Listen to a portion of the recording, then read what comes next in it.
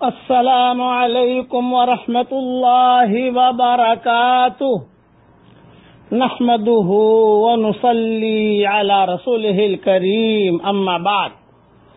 آج کا سبق سن لیجئے، سبق نمبر 1051۔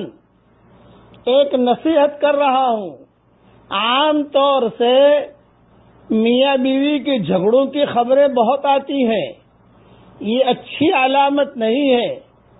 کبھی میاں کو غصہ آ جاتا ہے، کبھی بیگم کو غصہ آ جاتا ہے۔ میری ایک نصیحت یاد رکھیں کہ ہر ایک دوسرے کو معذور سمجھے۔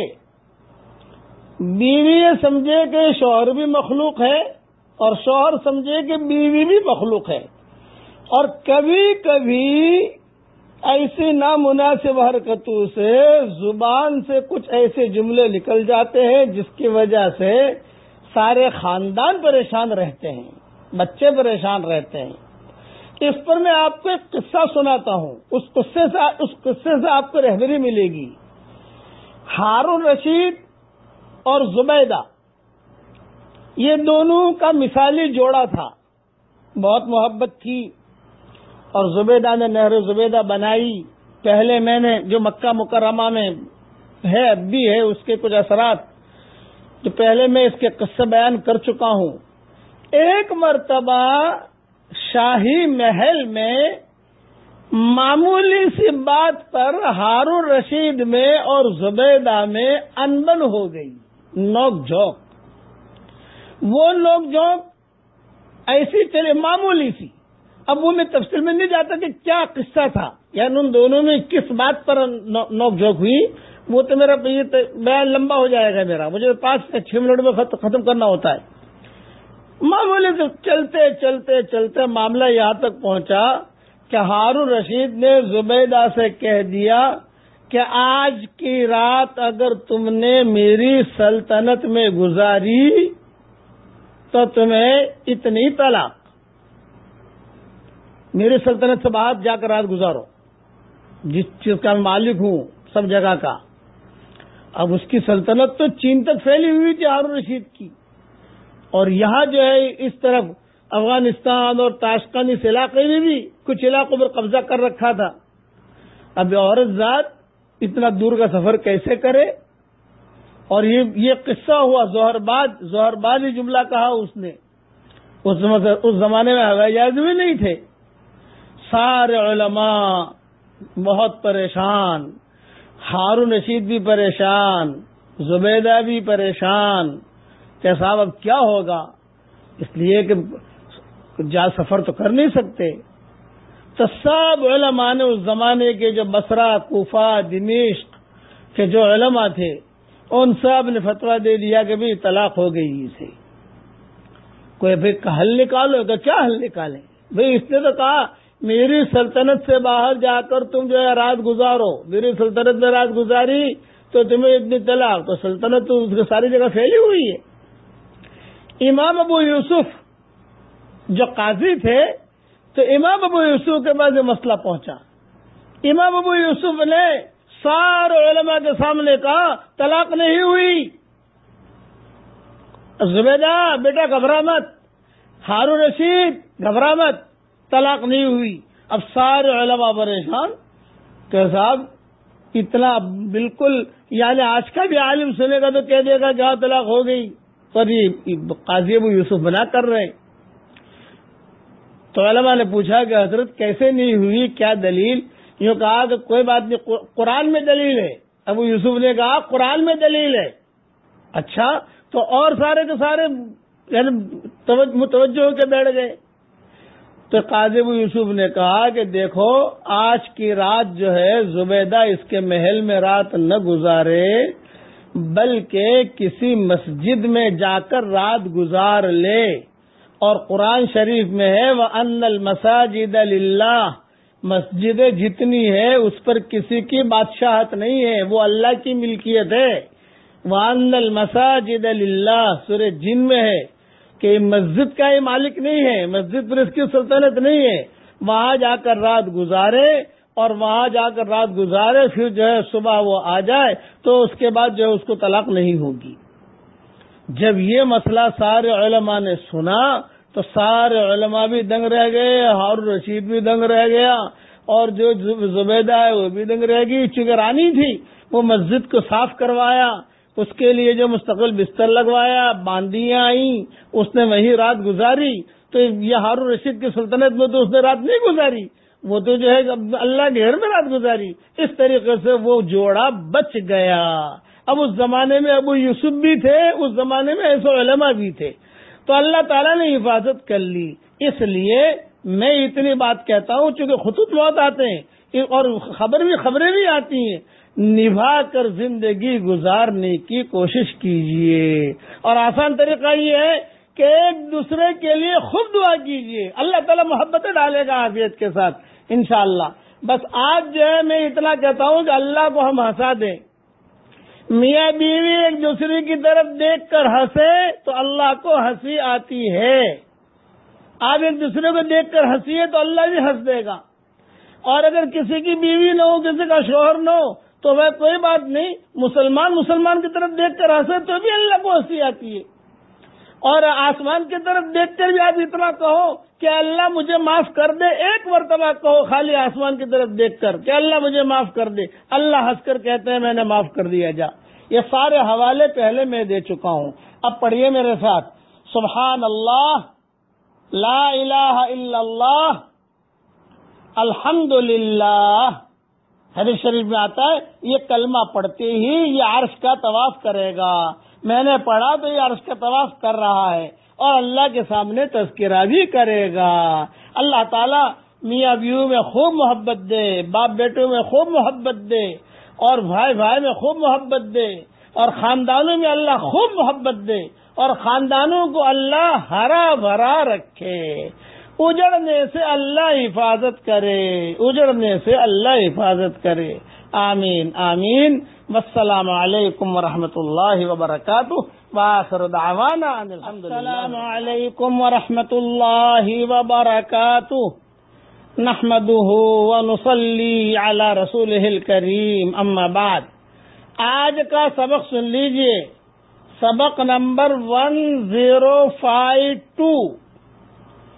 یہ آج کا جو سبق ہے وہ کوئی حدیث میں نہیں ہے، لیکن علماء صالحین کا بہت تجربہ ہے، اور یہ جو وظیفہ بتا رہا ہوں میں آپ کو، یہ روزے میں برکت کا وظیفہ ہے۔ جس کو بھی بتایا الحمدللہ بہت فائدہ ہوا۔ بلکہ ایک آدمی ایسا تھا کہ جس نے 1000 کے نوٹ زندگی میں کبھی نہیں گنے تھے، 1000 کے نوٹ اس نے گنے نہیں تھے، اسے بھی وظیفہ بتایا گیا تو الحمدللہ اب اس وقت میں کروڑ پتی ہے۔ وہ 1000 روپیہ کبھی گنا ہی نہیں تھا اس نے، لیکن آج اللہ تعالیٰ نے خوب مال دیا۔ لوگ جو ہے بہت ہی پریشان ہے روزے کے سلسلے میں۔ میں ایک مختصر وظیفہ بتاتا ہوں جس پر عمل کرنے سے، لیکن یہ کوئی حدیث میں نہیں ہے، اس کا خاص خیال رکھنا۔ صالحین کا تجربہ ہے اور بہت ہی مجرب ہے، لیکن یہ وظیفہ کیا جاتا ہے فرض نماز کے بعد۔ اس کے لیے فرض نماز پڑھنا ضروری ہے۔ فرض نماز کے بعد 2 منٹ کا وظیفہ ہے، وہ کر لیجئے، اللہ تعالیٰ آپ کے روزے میں خوب برکت دے گا۔ نمبر 1، فرض نماز کے بعد یہ پڑھنا ہے۔ نمبر 2، 1 مرتبہ درود شریف پڑھ لیجئے۔ نمبر 3، 7 مرتبہ لإلاف قریش پڑھ لیجئے۔ نمبر 4، پھر 1 مرتبہ درود شریف پڑھ لیجئے۔ نمبر 5، جب لإلاف قریش میں آپ یہاں تک پہنچے وَأَطْعَمَهُم مِّن جُوعٍ وَآمَنَهُم مِّن خَوْفٍ، اس جملے پر جب پہنچے تو وہاں پر اپنی چیز کا خالی خیال رکھیے، روزی کا، کہ میں میری روزی کا مسئلہ ہے، اس لیے اللہ تعالیٰ میرے لیے آسان کر، دل میں یہ کرو تو اللہ کی ذات سے امید ہے جس کو بھی بتایا سب کو اللہ تعالیٰ نے فائدہ پہنچایا ہے، یہ اللہ کا شکر ہے۔ چونکہ بہت خبریں آتی ہیں، میں اس لیے یہ مختصر چیز بتا دی میں نے، لیکن شرط ہے اس میں فرض نماز کے بعد۔ کوئی آدمی کہے کہ فرض نماز نہ پڑھوں، نہ، فرض نماز پڑھیے، فرض نماز کے بعد اطمینان سے اپنی جو سنتیں وغیرہ ہے وہ پڑھ لیجئے، جو فرض نماز کے بعد کے اذکار مسنونہ ہے وہ پڑھ لیجئے، جو دعائیں ہیں فرض نماز کے بعد آیت الکرسی ہے، تسبیح فاطمی ہے، وہ ساری کی ساری چیزیں پڑھ لیجئے۔ اس کے بعد گھر جانے سے پہلے اتنا وظیفہ کر لیجئے، یا خواتین اتنا وظیفہ کر لیں، اپنے بچوں کو ہی بتا دیں۔ حدیث میں نہیں ہے لیکن یہ چٹکلا بڑا اہم ہے، میں اب کیا بتاؤں۔ اس وظیفے سے کئی غریب بادشاہ بھی بنے ہیں۔ اب قصہ تو سب سنا نہیں سکتا، گزشتہ زمانے میں جو بادشاہ بنے ہیں وہ اس وظیفے کی وجہ سے بنے ہیں۔ یہ بھی کتابوں میں لکھا ہے کہ تھا بالکل غریب لیکن اللہ نے بادشاہ بنا دیا، چمکا دیا۔ اس لیے لوگ بہت پریشان ہیں گھریلو سلسلے میں، روزے کے سلسلے میں۔ آپ گھبرائیے اور اللہ کے احکامات کو پورا کیجیے، باوضو رہنے کی کوشش کیجیے۔ یہ تو حدیث شریف میں آتا ہے کہ باوضو رہو تو روزے میں برکت ہوگی۔ الحمدللہ میں دعا کرتا ہوں کہ اللہ تعالیٰ سب کے لیے حلال مال و منال کے دروازے کشادہ فرمائے۔ اب پڑھ لیجئے میرے ساتھ، لا الہ الا اللہ اللہ اکبر۔ دیکھیے لا الہ الا اللہ بڑا، میرے گناہ معاف ہو گئے، سیدھا عرش تک پہنچ گیا۔ اللہ اکبر بڑا، آسمان اور زمین کا درمیانی حصہ اجر اور نور سے بھر گیا۔ الحمدللہ۔ اس لیے بس اب دعا کرتا ہوں کہ اللہ جو پریشان حال ہوں ان کی پریشانیوں کو دور فرما، جو مقروض ہوں ان کے قرضوں کے ادا ہونے کی غیب سے صورت و شکل پیدا فرما۔ اے اللہ جن کے روزے کا مسئلہ ہے ان کے لیے حلال مال و منال کے دروازے کشادہ فرما۔ اے اللہ تو جسے ہدایت دے دے اسے کوئی گمراہ نہیں کر سکتا، اور تو جسے گمراہ کر دے اسے کوئی ہدایت نہیں دے سکتا۔ اے اللہ تو ہمیں ہدایت عطا فرما۔ آمین آمین۔ والسلام علیکم ورحمۃ اللہ وبرکاتہ، وآخر دعوانا ان الحمدللہ۔ السلام علیکم ورحمۃ اللہ وبرکاتہ، نحمده ونصلی علی رسولہ الکریم، اما بعد۔ آج کا سبق سن لیجئے، سبق نمبر 1053۔ یہ سبق ہے شیطان جنات کے شر سے بچنے کا عجیب نبوی نسخہ، اور یہ حدیث بالکل صحیح ہے۔ اس لیے جو دعا میں پڑھا رہا ہوں حدیث دھیان سے سن لیجئے، یہ دعا صبح شام 10 مرتبہ پڑھنی ہے بس، تو 24 گھنٹہ انشاءاللہ جنات سے اور شیطان کے شرور سے مرد اور عورتیں محفوظ رہیں گے انشاءاللہ۔ اب سنیے، حضرت ابو ایوب رضی اللہ تعالیٰ عنہ سے روایت ہے کہ حضرت محمد صلی اللہ علیہ وسلم نے ارشاد فرمایا، جو شخص صبح 10 مرتبہ، پڑھیے میرے ساتھ، لا الہ الا اللہ وحدہ لا شریک لہ لہ الملک ولہ الحمد وہو علی کل شیء قدیر، پڑھے تو اس کے کتنے فائدے ہیں؟ نمبر 1، اس کے لیے 10 نیکیاں لکھ دی جائیں گی۔ نمبر 2، اس کی 10 برائیاں مٹا دی جائیں گی۔ نمبر 3، اس کے لیے 10 درجے بلند کر دیے جائیں گے۔ نمبر 4، اس کو 4 غلام آزاد کرنے کے برابر ثواب ملے گا۔ نمبر 5، یہ بہت ہی اہم ہے، 5واں، باقی سب اہم ہے لیکن یہ بہت زیادہ امپورٹنٹ ہے۔ نمبر 5، اور شام ہونے تک شیطان سے اس کی حفاظت ہوگی۔ اور جو شخص مغرب کی نماز کے بعد یہ کلمات پڑھے تو صبح تک یہی سب انعامات اسے ملیں گے. یہ حدیث ابن حبان میں ہے اور اس کی سند بھی صحیح ہے، حسن ہے. اس لیے اسے کم سے کم 10 مرتبہ اپنے بچوں کی عادت ڈال دیجئے. تو 24 فجر کی نماز کے بعد پڑھنا ہے، عشاء کو مغرب کی نماز کے بعد پڑھنا ہے، تو 24 گھنٹہ شیاطین، جین، بھوت، پلیت ان سب سے حفاظت ہوگی. یہ نبوی نسخہ ہے، اس لیے اسے یاد کر لیجئے. میرے ساتھ ایک مرتبہ دھیان سے اور پڑھ لیجئے. اچھا، یہ حدیث میں تو یہ ہے، دوسری حدیث میں ہے کہ آسمان کے دروازے اس کے پڑھتے ہی کھل جاتے ہیں. 10 مرتبہ پڑھو گے تو 10 مرتبہ دروازے کھلیں گے. 24 گھنٹے میں 20 مرتبہ پڑھو گے تو 20 مرتبہ دروازے کھلیں گے. واہ واہ میرے اللہ، واہ واہ. دوسرا کہ اللہ ہمارے ساتھ ہو جائے گا، یہ بھی تو سب سے بڑی چیز ہے. اللہ کو ہم یاد کریں گے تو اللہ بھی ہمیں یاد کرے گا.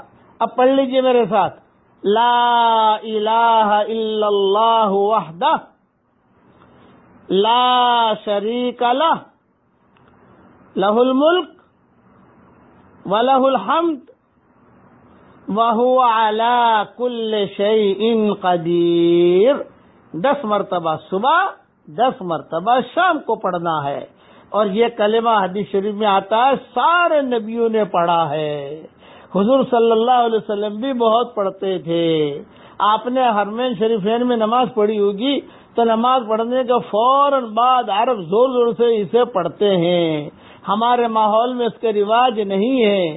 نمازوں کے بعد بھی یہ کلمہ پڑھا جاتا ہے، 1 مرتبہ 2 مرتبہ، لیکن صبح شام 10 مرتبہ پڑھنے کا اس حدیث کے اندر ہے. اور ایک حدیث میں یہ بھی ہے کہ جس حالت میں بیٹھا ہے نا اپنی تشہد کی، اس حالت میں بیٹھا بیٹھا پڑھے. ایک حدیث میں یہ بھی ہے. بھئی اگر ہمت ہے تو ویسا کر لینا، ایک حدیث وہ بھی ہے. یہ ساری حدیثیں میں نے بیان کر دی. اللہ تعالی ہم سب کو عمل کرنے کی توفیق عطا فرمائے. جنات سے بچنے کا زبردست، جنات کی شرارتوں سے بچنے کا زبردست نسخہ ہے یہ. اللہ ہم سب کو عمل کرنے کی توفیق عطا فرمائے. آمین آمین. والسلام علیکم ورحمۃ اللہ وبرکاتہ. وآخر دعوانا ان الحمد للہ رب العالمین. السلام علیکم ورحمۃ اللہ وبرکاتہ. نحمده ونصلي على رسوله الكريم. اما بعد، آج کا سبق سن لیجئے. سبق نمبر 1054. آپس میں محبت کیسے پیدا ہو، اس کا عجیب نبوی نسخہ. حضرت ابو ہریرہ رضی اللہ تعالی عنہ جسے روایت کرتے ہیں کہ حضرت محمد صلی اللہ علیہ وسلم نے ارشاد فرمایا، تم جنت میں نہیں جا سکتے جب تک مومن نہ ہو جاؤ. یعنی تمہاری زندگی ایمان والی زندگی نہ ہو جائے اور تم اس وقت تک مومن نہیں ہو سکتے جب تک آپس میں ایک دوسرے سے محبت نہ کرو. پھر حضرت محمد صلی اللہ علیہ وسلم نے ارشاد فرمایا، کیا میں تمہیں وہ عمل نہ بتاؤں جس کے کرنے سے تمہارے درمیان محبت پیدا ہو جائے؟ اور وہ یہ ہے کہ سلام کو آپس میں خوب پھیلاؤ. السلام علیکم ورحمۃ اللہ وبرکاتہ. یہ سلام ہے، یہ پورا سلام ہے، اسے خوب پھیلاؤ. یہ حدیث مسلم شریف میں ہے. دوسری حدیث طبرانی میں ہے. حضرت ابو الدرداء رضی اللہ تعالی عنہ سے روایت ہے کہ حضرت محمد صلی اللہ علیہ وسلم نے ارشاد فرمایا، سلام کو خوب پھیلاؤ تاکہ تم بلند ہو جاؤ. سلام کے پھیلانے سے ہماری عزت بڑھے گی.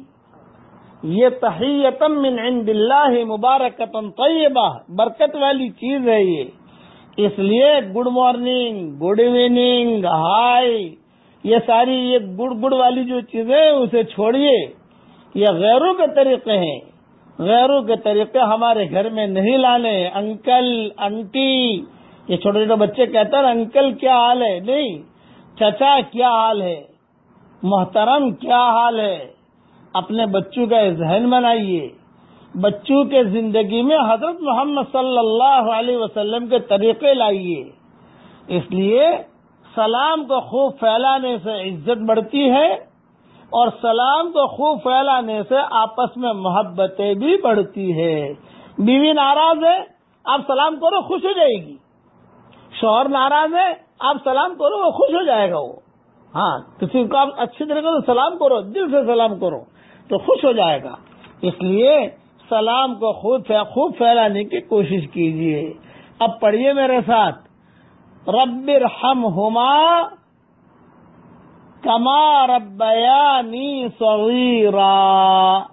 یہ ماں باپ کے لیے دعا قرآن میں اللہ نے ہمیں سکھائی ہے. گاہے گاہے کبھی کبھی اسے پڑھتے رہا کیجیے.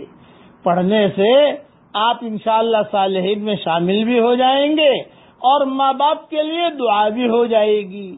چاہے زندہ ہو، چاہے دنیا سے چلے گئے ہوں، یہ دعا ان کے لیے مانگنا ہے. چاہے ماں باپ زندہ ہے تو بھی، ماں باپ زندہ نہیں ہے تو بھی. اللہ تعالیٰ ہم سب کو عمل کرنے کی توفیق عطا فرمائے.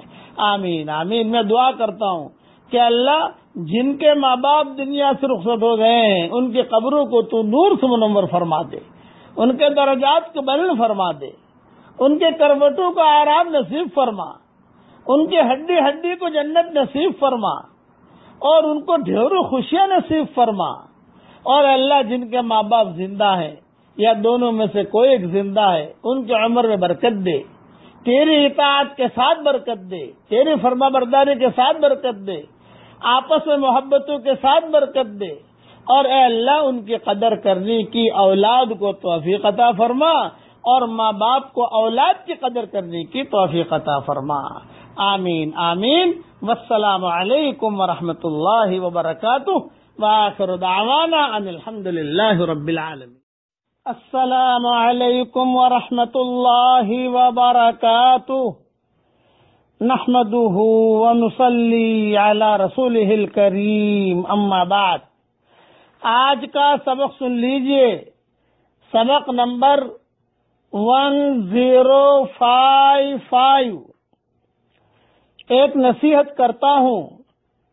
ایک نوجوان نے آ کر یہ کہا کہ حضرت مجھے فلاں لڑکی سے عشق ہو گیا ہے، اس کے عشق میں گرفتار ہو گیا ہوں اور دین سے بیزار ہو گیا ہوں.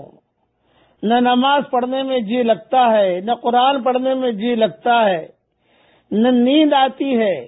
جب بھی راستے میں جاتا ہوں تو اس کی تصویر ذہن میں رہتی ہے. اسے بلا کر سمجھایا اور فرمایا، خدا کے بندے، ایک پیشاب کے پیالے کی وجہ سے اپنے اللہ کے دروازے کو مت چھوڑ. ایک پیشاب کے پیالے کی وجہ سے اپنے اللہ کے دربار کو مت چھوڑ. کیا وجہ ہو گئی کہ ایک پیشاب کے پیالے کی وجہ سے انسان اپنے رب کو چھوڑ بیٹھتا ہے. جو نفسانی تعلق ہوتا ہے وہ نہیں چھوڑتا، خدا کو چھوڑ دیتا ہے. نمازیں چھوٹ گئی، تلاوت چھوٹ گئی. کئی نوجوانوں کو دیکھا قرآن پاک کا حفظ ختم ہو گیا. قرآن یاد کیا تھا، بد نظریوں کی وجہ سے، بری عادتوں کی وجہ سے، غلط تعلقات کی وجہ سے، غلط دوستیوں کی وجہ سے اللہ نے دل سے قرآن کو اٹھا لیا اور اللہ نے اس سے قرآن چھین لیا. اسی کو اللہ قرآن میں فرماتے ہیں، أَتَسْتَبْدِلُونَ الَّذِي هُوَ أَدْنَىٰ بِالَّذِي هُوَ خَيْرٌ. یعنی تم مخلوق کی محبت میں آ گئے، خالق کی محبت کو چھوڑ دیا، اعلیٰ کو چھوڑ دیا، ادنا میں لگ گئے. قیامت کے دن مخلوق کی محبت کیا کام آئے گی؟ دنیا کی بھی حسرتیں، آخرت کی بھی حسرتیں. قیامت کے دن انسان کہے گا یا ویلتا لیتنی لم اتخذ فلانا خلیلا. قرآن شریف کی آیت ہے، کاش کہ میں نے دنیا میں فلاں خراب آدمی کو دوست نہ بنایا ہوتا. اس کی محبت نے، اس کے تعلق نے مجھے دین سے بیگانہ کر دیا، مجھے رب سے دور کر دیا. تو آج اگر ہم اپنی خواہشات میں لگ کر اللہ رب العزت کے راستے کو چھوڑ کر مخلوق کے پیچھے بھاگتے پھر رہے ہیں تو گویا ہم نے اعلیٰ کو چھوڑ کر ادنا کو اختیار کر لیا. دو گندی نالیوں سے انسان نکلا ہے، ایک باپ کی گندی نالی اور ایک ماں کی گندی نالی، اور یہ انسان اس پر تکبر کرتا ہے. صدیق اکبر کہتے تھے روزانہ اپنے ہاتھ سے اللہ تعالی انسان کا پاخانہ خود انسان کے ہاتھ سے صاف کرواتے ہیں تاکہ اس کا تکبر ختم ہو. صدیق اکبر کہتے تھے کہ روزانہ 2 مرتبہ تو اپنا پاخانہ اور اپنی نجاست اپنے ہاتھ سے صاف کرتا ہے، تب بھی تیرے اندر تکبر بھری ہوئی ہے. اور اللہ رب العزت کتنے کریم ہیں. حق تو یہ تھا کہ اگر دلوں میں غیر کی محبت آتی تو اللہ تعالیٰ اس بندے کے لیے اپنے دروازے بند کر دیتے، دروازے سے دھکا بھی دلوا دیتے، اور اس کی پیٹھ پر پیچھے سے ایک لات بھی لگوا دیتے کہ جا دفع ہو جا، یہ دروازہ تیرے لیے بند ہو گیا. مگر اللہ تعالیٰ ایسا نہیں کرتے. دلوں میں نفسانی محبتیں بھری ہوئی ہیں. انٹرنیٹ میں، فلموں میں، ڈراموں میں، میوزک میں، گانوں میں لگا ہوا بندہ ہے، لیکن اللہ تعالیٰ اس بندے کا بھی انتظار کر رہے ہیں کہ شاید میرا بندہ سمجھ جائے. اس کو قرآن میں فرماتے ہیں یا ایھا الانسان ما غرک بربک الکریم. اے انسان، تجھے کس نے تیرے کریم رب سے دھوکے میں ڈال دیا؟ تیرے کریم پروردگار سے تجھے کس چیز نے دھوکے میں ڈالا؟ اللہ اس کو بلاتے ہیں. بوڑھا شخص جس نے ساری زندگی گناہوں میں گزار دی، اب لاٹھی پکڑ کر لرزتا ہوا، کانپتا ہوا اس حال میں اللہ کے در کی طرف آتا ہے، اس کو بھی اللہ طعنہ نہیں دیتے کہ اب تک تو کیا کرتا رہا؟ تیری جوانی کہاں گئی؟ تیرا مال کہاں گیا؟ تیرا حسن جمال کہاں گیا؟ اب کیا رہ گیا؟ اب تو میرے دروازے کی طرف آیا ہے. اللہ اس بوڑھے کو بھی نہیں کہتے، بلکہ اللہ کیا کہتے ہیں؟ اللہ ہاتھ پھیلاتے ہیں، آجا آجا آجا. تیرے ماں باپ نے دروازے بند کر دیے، میرا دروازہ بند نہیں ہے. لوگوں نے دھکا دے دیا، میں دھکا نہیں دوں گا. اس پر ہندوستان کا ایک قصہ میں بیان کروں گا کل 1056 میں انشاءاللہ. وہ بہت دھیان سے سننا. اب آج پڑھ لیجئے، یہ کل کا جو قصہ ہے وہ ہندوستان میں ہوا ہے، اس کے لیے بہت دھیان سے سننا. اب میرے ساتھ پڑھ لیجئے استغفر اللہ الذی لا الہ الا هو الحی القیوم واتوب الیہ. دیکھیے گناہ میرے معاف ہو گئے الحمدللہ. بس میں آج ایک ہی دعا کرتا ہوں، اے اللہ اگر ہم سے گناہ چھٹنا مشکل ہے مگر تیرے نزدیک چھڑوانا تو آسان ہے، اے اللہ ہمیں گناہ چھڑوا دے اور تیرے راستے پر ہمیں ڈال دے. آمین آمین. والسلام علیکم ورحمۃ اللہ وبرکاتہ. وآخر دعوانا ان الحمد للہ رب العالمین. السلام علیکم ورحمۃ اللہ وبرکاتہ. نحمده ونصلی علی رسولہ الکریم. اما بعد، آج کا سبق سن لیجئے. سبق نمبر 1056، ہندوستان میں ایک بوڑھے آدمی کا قصہ. ایک بوڑھا آدمی تھا ہندوستان میں، بہت مدت ایک بت کی پوجا کرتا رہا. پھر اس کو ایک مشکل پیش آ گئی. اب جب مشکل پیش آتی ہے تو خدا یاد آتا ہے. بتوں نے ستایا تو خدا یاد آیا.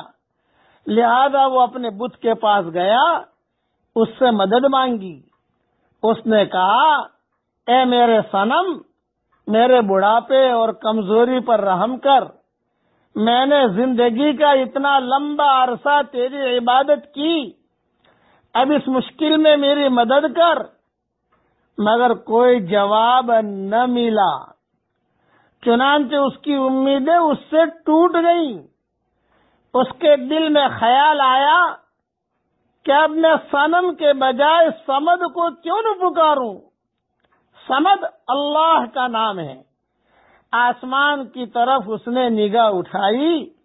دل میں اس کے ندامت ہوئی کہ ساری زندگی اس صنم کے پیچھے برباد کر دی جو کوئی اس کا جواب نہیں دیتا. اب وہ صمد کی طرف متوجہ ہوا اور اس نے پکارا, اے صمد, یعنی اللہ کو پکارا. تو اس نے جواب میں آواز سنی, اے میرے بندے, لبیک, میں حاضر ہوں, مانگ. تو کیا مانگتا ہے؟ اللہ اکبر کبیرہ, اللہ اکبر کبیرہ. جواب سنیے. جب اللہ رب العزت نے اس کو جواب دیا تو ملائکہ نے پوچھا, اس بندے نے ساری زندگی صنم کی پوجا پاٹ کی اور صنم نے کوئی جواب نہیں دیا. ایک مرتبہ اس نے آپ کا نام لیا اور اس نے یا صمد کہہ کر پکارا, آپ نے فوراً جواب دے دیا. اللہ رب العزت نے فرمایا, اے میرے فرشتوں, اس نے صنم کو پکارا تو صنم نے جواب نہ دیا. پھر اس نے صمد کو پکارا تو اگر میں بھی اس کو جواب نہ دیتا تو پھر صمد اور صنم میں کیا فرق رہا. کتنا کریم پروردگار ہے. زندگی بھر انسان گناہ کرتا پھرے, پھر اگر توبہ کرنے پر آئے تو پھر اللہ تعالی بندے کی توبہ کو قبول فرما لیتے ہیں. اب ذرا سوچئے, ان پیشاب, یہ جو لڑکیوں کے عشق میں مبتلا ہوتے ہیں, پیشاب کے لوٹوں کے پیچھے, یہ لڑکی یعنی کوئی بھی ہو, چاہے مرد ہو چاہے عورت ہو, 2 مرتبہ گندی نالیوں سے نکلے ہیں اور ان کے پیچھے اپنے رب کریم کو چھوڑ دیتا ہے آدمی. ایک لڑکی کی وجہ سے اللہ کو چھوڑ دیا, ایک دکان کی وجہ سے اللہ کو چھوڑ دیا, ایک کاروبار کی وجہ سے اللہ کو چھوڑ دیا, اپنے رب کے راستے سے ہٹ گیا. اس دنیا کے خاطر, اس پیٹ کے خاطر اعلیٰ کو چھوڑ کر ادنا کے پیچھے نہ بھاگو. ہاں, اس لیے ہمیں سچی توبہ کرنی چاہیے. کچھ پتہ نہیں کہ ملک الموت کب آ جائے اور کب لے کے چل دے. اس کے لیے اپنی یعنی توبہ بھی کرو, اور یہ غلط قسم کی جو عشقیاں ہوتی ہیں, جو محبتیں ہوتی ہیں, ان چیزوں کی طرف زیادہ دھیان نہ دو.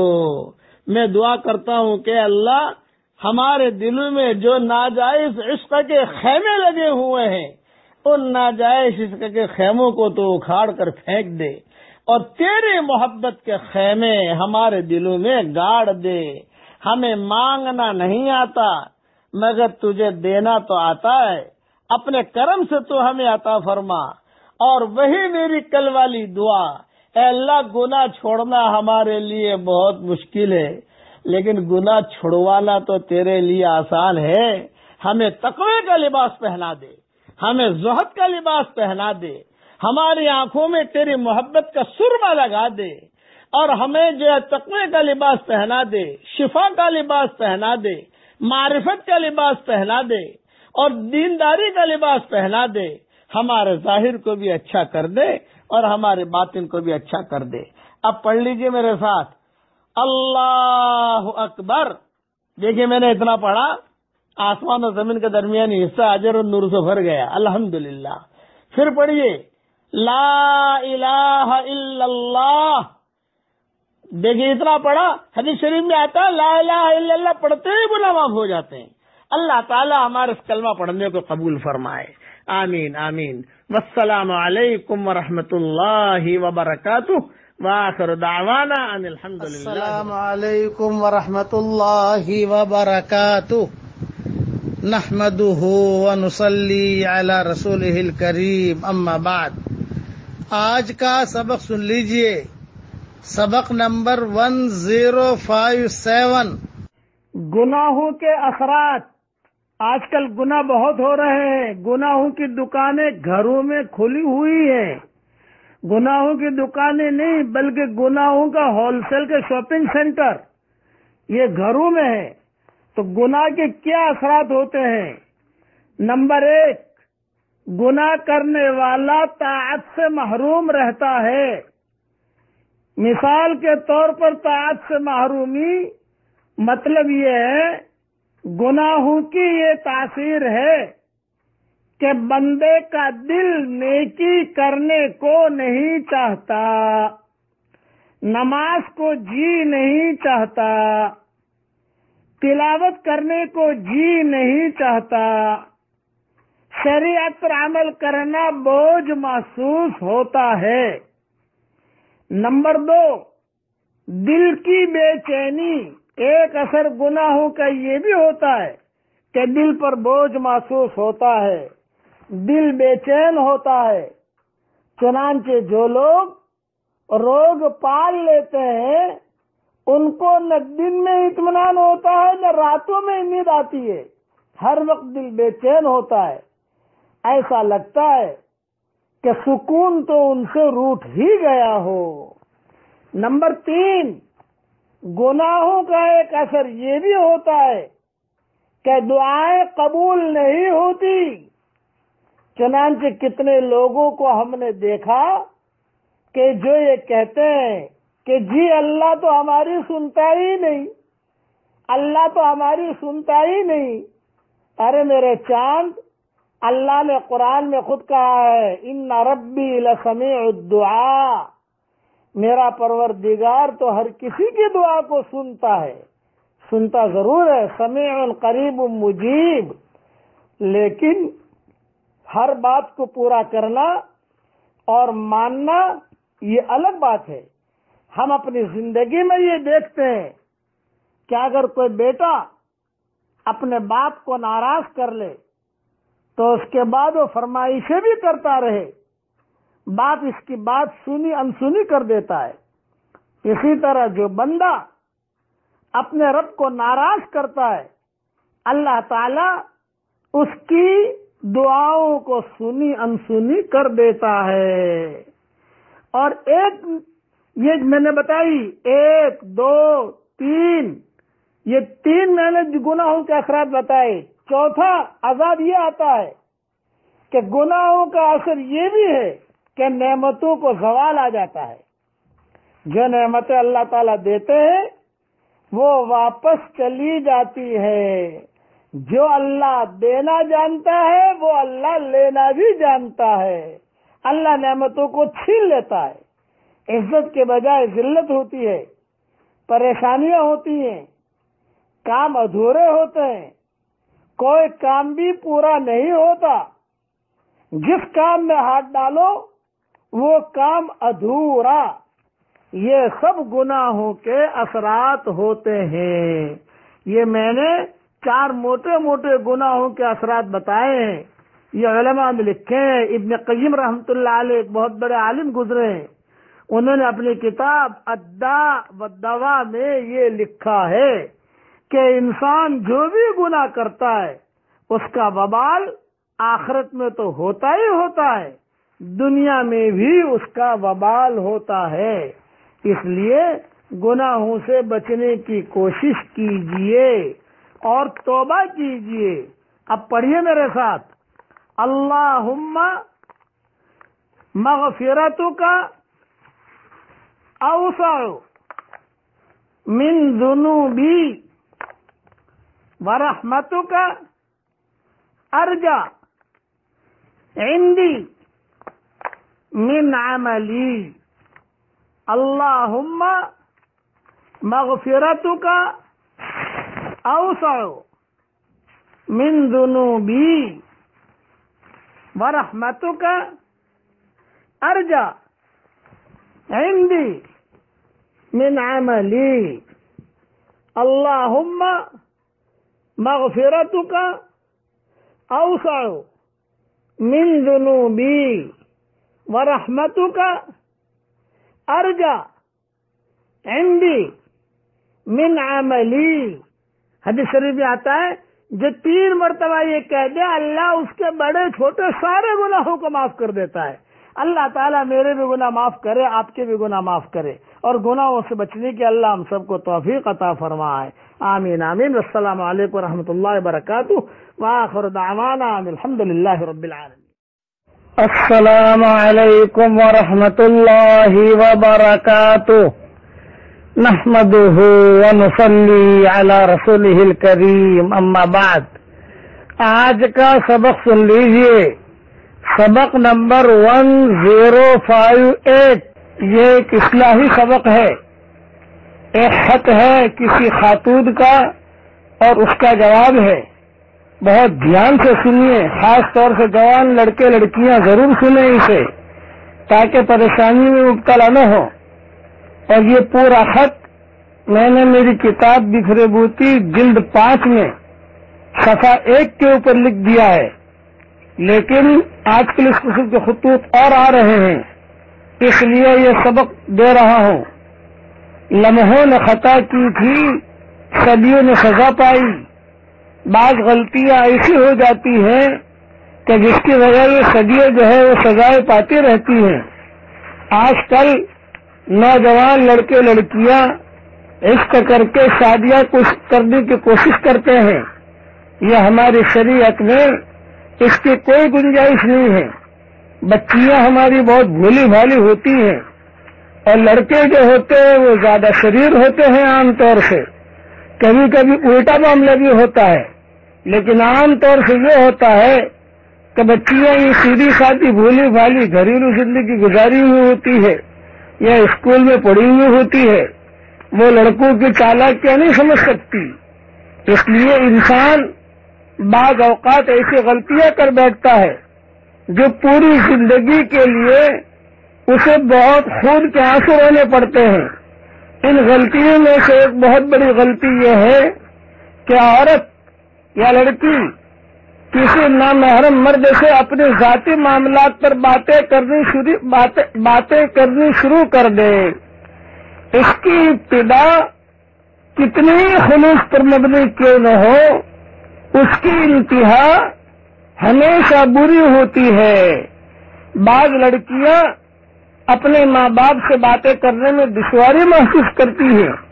نہیں کوئی ایسی بہن ہوتی ہے جو رازدار بن سکے، لہذا وہ اپنے کسی کزن یا سہیلی کے بھائی سے یا محلے دار لڑکے سے یا کلاس فیلو سے بات کر بیٹھتی ہے. مرد اور لڑکے بڑے فراغ دلی سے اس کی بات سنتے ہیں، اس کی مدد کرتے ہیں، مگر ساتھ ہی ساتھ اس لڑکی میں دلچسپی لینا بھی شروع کر دیتے ہیں. شروع میں تو دونوں فریقین کو اس بات چیت میں کوئی قباحت نظر نہیں آتی، لیکن وقت کے ساتھ ساتھ دونوں میں ناجائز تعلقات کی صورت بن جاتی ہے. آج کل کے نوجوان لڑکے بھولی بھالی لڑکیوں کو جال میں پھنسانے اور ان کو دانا ڈالنے میں مہارت حاصل کر چکے ہیں. عموماً لڑکیاں نا تجربہ کار ہوتی ہیں، جبکہ لڑکے محبت کی پتنگیں اڑاتے ہیں، بڑھانے میں اور تجربہ بھی حاصل کر چکے ہوتے ہیں. لہذا وہ ہر نئی لڑکی کو ایسی حکمت عملی سے قریب کرتے ہیں کہ عقل دنگ رہ جاتی ہے. اگر لڑکی انہیں دینی ذہن کی نظر آتی ہے تو اس سے نیکی اور نماز کی باتیں کرنی شروع کر دیتے ہیں. اس لڑکی سے کہتے ہیں کہ تمہاری وجہ سے میرے دل میں نیک بننے کا شوق پیدا ہو گیا ہے. اگر لڑکی کی طبیعت میں ہمدردی نظر آتی ہے تو اس کے سامنے اپنی والدہ کی سختی اور ترسروئی یا اپنی بیوی کی تلخ کلامی کا ایسا منظر پیش کرتے ہیں کہ لڑکی کو اس پر ترس آ جاتا ہے. وہ سوچتی ہے کہ اگر میں اس سے بات نہیں کروں گی تو یہ لڑکا کہیں خودکشی نہ کر لے. اگر لڑکی غریب نظر آتی ہے تو اس کو نوکری دلوانے یا اپنے پاؤں پر کھڑا ہونے کا مشورہ دیتے ہیں. اگر لڑکی ناز نخرے والی اور چنچل نظر آتی ہے تو اس کی جوتی اور کپڑوں کی تعریفوں کے پل باندھتے ہیں، کلر میچنگ کی تعریف کرتے ہیں، اس کو قریب کر لیتے ہیں. جو لڑکی دکھنے میں عام سی شکل و صورت رکھتی ہو اس کو کہتے ہیں کہ صاحب تمہارے چہرے پر تو سادگی کا نور نظر آتا ہے. جو لڑکی عمر میں بڑی ہو جائے اس کو کہتے ہیں کہ تمہارے چہرے پر بڑی معصومیت ہے. جو لڑکی بے وقوف نظر آئے اس کی عقل مندی کی خوب تعریفیں کرتے ہیں. جو لڑکی موٹی ہو اسے کہتے ہیں کہ آپ کی صحت مندی کا راز کیا ہے، ہمیں بھی بتائیں، آپ کون سا وٹامن استعمال کرتی ہیں. اگر کچھ اور سمجھ میں نہ آئے تو کہتے ہیں کہ میرے دل میں آپ کا بڑا احترام ہے، آپ کی شرافت مجھے اچھی لگی ہے.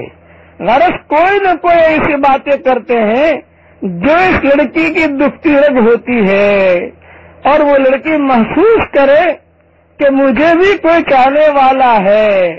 ساتھ ہی یہ لڑکے یہ بھی یقین دہانی کرواتے ہیں کہ میں عام لڑکوں کی طرح نہیں ہوں، میں تو کسی سے بات ہی نہیں کرتا، پتہ نہیں کیوں میرے دل میں آپ کا بڑا مقام ہے. جب لڑکی بات چیت کرنے لگ جاتی ہے پھر آہستہ آہستہ اسے شیشے میں اتارنے کی کوشش کرتے ہیں. لڑکی کو پوچھتے ہیں تاریخ پیدائش آپ کی کیا ہے، تاریخ پیدائش لکھ کر رکھ دیتے ہیں تاکہ اسے مبارکبادی دی جا سکے.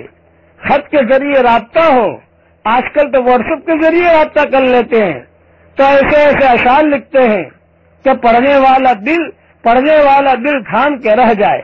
کبھی کہتے ہیں کہ آپ مجھے کھانا کھاتے وقت یاد آئی، کبھی کہتے ہیں مجھے سوتے وقت یاد آئی، کبھی کہتے ہیں آپ مجھے نماز پڑھتے وقت یاد آئی. اگر لڑکی میں شرافت نظر آئے تو کہتے ہیں کہ آپ نے مجھے سیدھے راستے پر ڈالا ہے، میں تو گندگی کے دلدل میں پھنس رہا تھا. اگر لڑکی نمازی ہو تو کہتے ہیں میرے لیے دعا کرنا، مجھے تمہاری دعاؤں کی قبولیت پر بڑا یقین ہے. اگر لڑکی میں کوئی بیماری نظر آئے تو اس کے علاج معالجے کی باتیں کرتے ہیں. مقصد یہ ہوتا ہے کہ کوئی ایسی بات کی جائے جو لڑکی کو اچھی لگے اور وہ بھی کوئی بات کرے، پھر بات سے بات بڑھے. جب محسوس کرتے ہیں کہ لڑکی نے بے جھجک بات کرنا شروع کر دی ہے تو بات چیت کے دوران کبھی کبھار کہتے ہیں آپ مجھے بتائیے کہ آپ مجھے کیوں اچھی لگتی ہیں.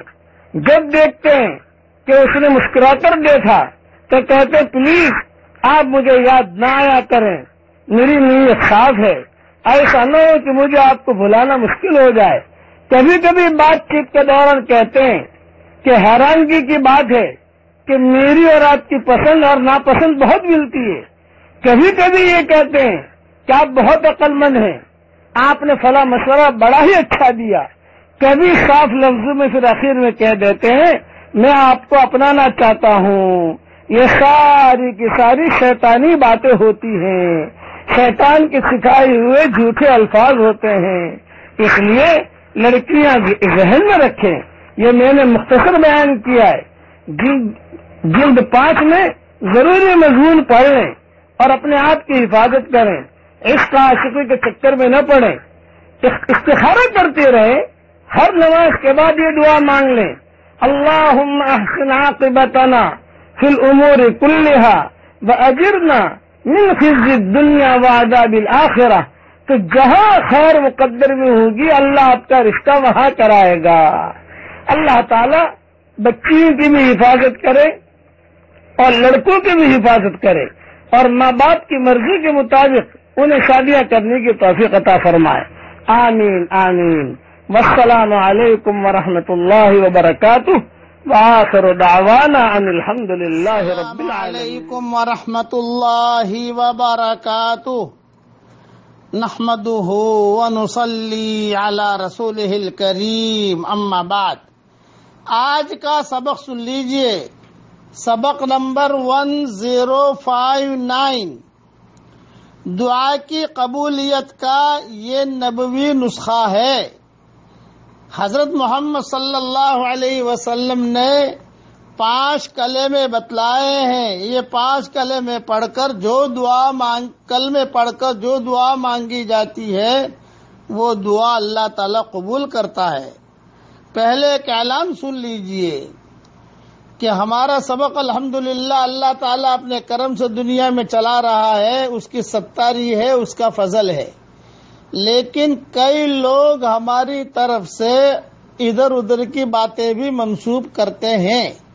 تو پہلے میں یہ بات عرض کر دوں کہ جو بھی میری آواز میں کوئی بات آپ تک پہنچے وہ سمجھ لیجئے کہ یہ میری بات ہے، غلطی بھی ہو سکتی ہے، اس میں کوئی شک نہیں ہے۔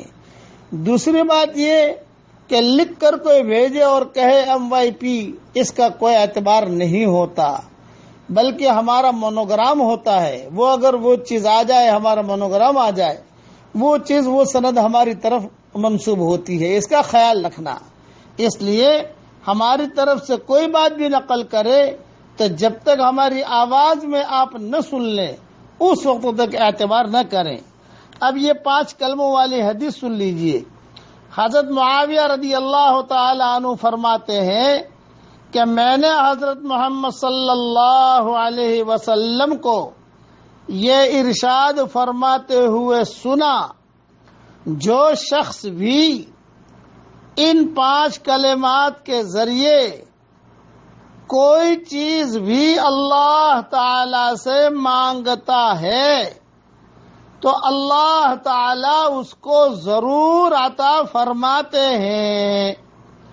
وہ 5 کلمات یہ ہیں: نمبر 1 لا الہ الا اللہ، نمبر 2 واللہ اکبر، نمبر 3 لا الہ الا اللہ وحدہ لا شریک لہ لہ الملک ولہ الحمد وہو علی کل شیء قدیر، نمبر 4 لا الہ الا اللہ، نمبر 5 ولا حول ولا قوت الا باللہ۔ یہ حدیث طبرانی میں ہے اور مجموع الزوائد میں بھی ہے۔ اب میرے ساتھ پڑھ لیجئے، یہ نمبر میں نے ڈالے ہیں، نمبر اگر آگے پیچھے بھی ہو جاوے تو حرج نہیں ہے، جو جملے پڑھا رہا ہوں وہی جملے پڑھنا، اور امیجز بنا کر انشاءاللہ بھیجوں گا تو وہی جملے یاد کرنا، آگے پیچھے اپنی طرف سے کوئی جملہ بڑھانا مت۔ اب پڑھیے میرے ساتھ، لا الہ الا اللہ واللہ اکبر لا الہ الا اللہ وحدہ لا شریک لہ لہ الملک ولہ الحمد وہو علی کل شیء قدیر لا الہ الا اللہ ولا حول ولا قوت الا باللہ۔ یہ جملے یاد کر لیجئے، اپنے بیوی بچوں کو بھی یاد کرا دیجئے۔ میں اس میں دعا کرتا ہوں، چونکہ میں نے پڑھا اب دعا قبول ہوگی تو میں دعا کرتا ہوں کہ اللہ تو ہمیں ایسا ایمان دے کہ اس کے بعد کفر نہ ہو، اور ایسی ہدایت دے کہ اس کے بعد گمراہی نہ ہو، اور ایسی عزت دے کہ اس کے بعد ذلت نہ ہو، اور ایسی ترقی دے کہ اس کے بعد تنزلی نہ ہو، اور ایسا تیرا قرب دے کہ اس کے بعد تجھ سے دوری نہ ہو، اور اے اللہ تو ہم سے راضی ہو جا، اس کے بعد کبھی تو ناراض نہ ہو۔ آمین آمین یا رب العالمین۔ والسلام علیکم ورحمۃ اللہ وبرکاتہ، وآخر دعوانا ان الحمد للہ رب العالمین۔ السلام علیکم ورحمۃ اللہ وبرکاتہ، نحمده ونصلی علی رسولہ الکریم، اما بعد۔ آج کا سبق سن لیجئے، سبق نمبر 1060۔ نصیحت کا سبق ہے اور ایک مختصر حدیث بھی ہے. لوگ ایک بات ذہن میں رکھنا، گناہ کی وجہ سے اللہ تعالی کی طرف سے دو قسم کے عذاب آتے ہیں. ایک قسم ہے محسوس عذاب کی، دوسری قسم ہے نامحسوس عذاب کی. محسوس عذاب کا مطلب یہ ہے کہ گناہ کی وجہ سے ایسا عذاب آیا جو آدمی کو دکھائی دیتا ہے. مثلا بیماری آ گئی، خدا نخواستہ ایکسیڈنٹ ہو گیا، گھر میں نقصان ہو گیا، آگ لگ گئی، میاں بیوی میں لڑائی ہو گئی، باپ بیٹے میں لڑائی ہو گئی، یہ محسوس ہے. کاروبار میں نقصان ہو گیا، خدا نخواستہ گھر میں ٹینشن آ گیا، گھر میں جب دیکھو تب لڑائی، سکون بالکل اڑ گیا. اسے محسوس عذاب کہتے ہیں. اسی طریقے سے جی نہ لگنا، میاں بیوی کا آپس میں لڑتے رہنا، گھروں میں طلاقوں کا ہونا، یہ محسوس عذاب ہے. ایک عذاب تو یہ آتا ہے گناہ کی وجہ سے. دوسرا عذاب آتا ہے غیر محسوس.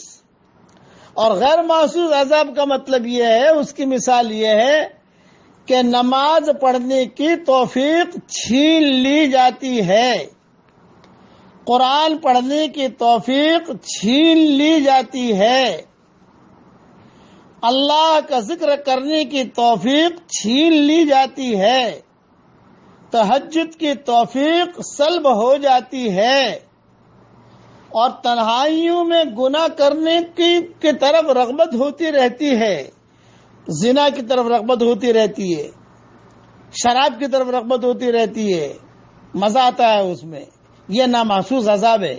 آدمی اسے سمجھتا نہیں ہے کہ نامحسوس عذاب ہے، اور یہ بڑا خطرناک ہوتا ہے کہ تہجد کی توفیق ختم ہو گئی، جماعت میں نکلنے کی توفیق ختم ہو گئی، غیبتوں میں مزہ آنے لگا.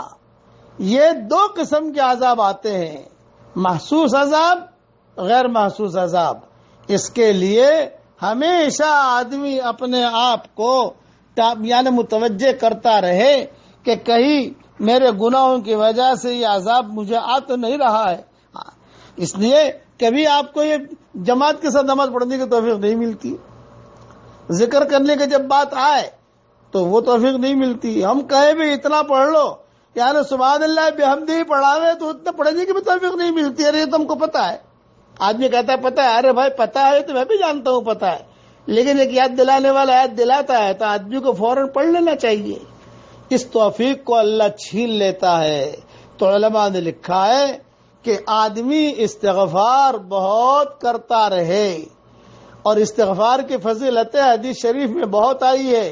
خوشحالی والی زندگی گزارنا چاہتے ہو، خوب استغفار کرو. سورہ ہود میں ہے، یمتعکم متاعا حسنا الی اجل مسمی. لڑکے چاہتے ہو، باغ چاہتے ہو، مال چاہتے ہو، خوب استغفار کرو. فقلت استغفر، سورہ نوح میں فقلت استغفروا ربکم انه کان غفارا یرسل السماء علیکم مدرارا ویمددکم باموال وبنین ویجعل لکم جنات ویجعل لکم انہارا. خوب مال ملے گا، خوب استغفار کرو. کمزور و طاقتور بننا چاہتے ہو، یزدکم الی قوۃ الی قوتکم. یہ ساری میں قرآن سے دلیلیں دے رہا ہوں. خوب استغفار، استغفار کی کثرت. اور استغفار کی کثرت کسے کہتے ہیں؟ اب یہ دھیان سے سنو، یہ مین پوائنٹ ہے. استغفار کی کثرت کسے کہتے ہیں؟ درود شریف کی کثرت کسے کہتے ہیں؟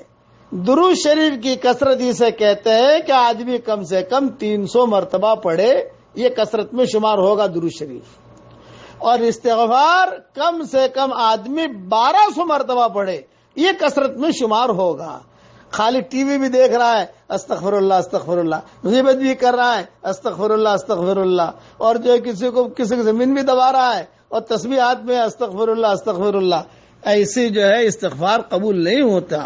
یاد رکھنا، درود شریف کی مثال یہ خوشبو کی ہے. خوشبو جو ہے کم لگائی جاتی ہے، سمجھ گئے، اور صابن زیادہ لگایا جاتا ہے. استغفار کی مثال یہ صابن کی ہے، تو صابن خوب رگڑا جاتا ہے، خوب جتنا میلا کپڑا ہوگا اتنا رگڑنا پڑے گا. علماء نے لکھا کہ زیادہ سے زیادہ استغفار آدمی کو جو حدیث میں آتا ہے کہ استغفار کی کثرت، اس کا مطلب علماء نے لکھا ہے 1200 مرتبہ ہونا چاہیے. روزانہ آدمی اٹھتے بیٹھتے اللہ معاف کر دے، اللہ معاف کر دے، اللہ معاف کر دے، یہ ضروری ہے. اسی لیے علامہ اقبال نے کہا تھا، مفہوم خالی بتا رہا ہوں، اللہ سے دور کرے تو وہ تعلیم بھی فتنہ، وہ اولاد بھی فتنہ، وہ املاک بھی فتنہ، وہ جاگیر بھی فتنہ، اور اللہ کے علاوہ شمشیر بھی اٹھے، اللہ کی مدد کے علاوہ، اللہ کی رضا کے علاوہ، تو شمشیر بھی فتنہ. شمشیر ہی کیا، نعرہ تکبیر بھی فتنہ. اللہ کو راضی کرنے کے لیے اگر اللہ کو ناراض کرنے، اللہ کو راضی کرنے کے لیے کام نہیں کیا، اللہ کو راضی کرنے کے لیے نماز نہیں پڑھی، یہ سب چیزوں کے اندر آدمی جو ہے ادھر ادھر ہو جائے گا. اصل چیز اللہ کو راضی کرو اور اس میں استغفار کرو تو اللہ محسوس اور نامحسوس عذاب سے اللہ بچا لے گا. اب ہمارے گھروں میں ہم دیکھ لیں کتنے محسوس عذاب ہیں اور کتنے غیر محسوس عذاب ہیں. اللہ تعالی ہم سب کی پوری پوری حفاظت فرمائے. اب پڑھ لیجئے میرے ساتھ، سبحان اللہ و بحمدہ سبحان اللہ العظیم. اللہ تعالی ہمارے ان سبقوں کو قبول فرمائے. آمین آمین. السلام علیکم ورحمۃ اللہ وبرکاتہ. وآخر دعوانا ان الحمد للہ رب العالمین.